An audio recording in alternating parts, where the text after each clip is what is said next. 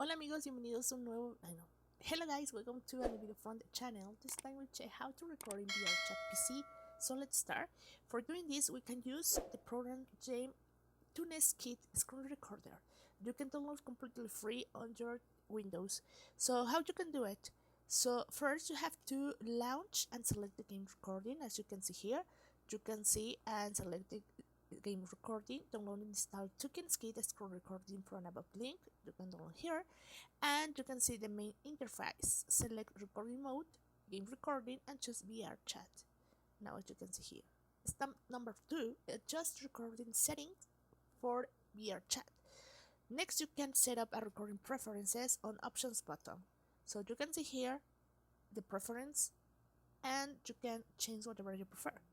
Number 3, so start VRCHat recording.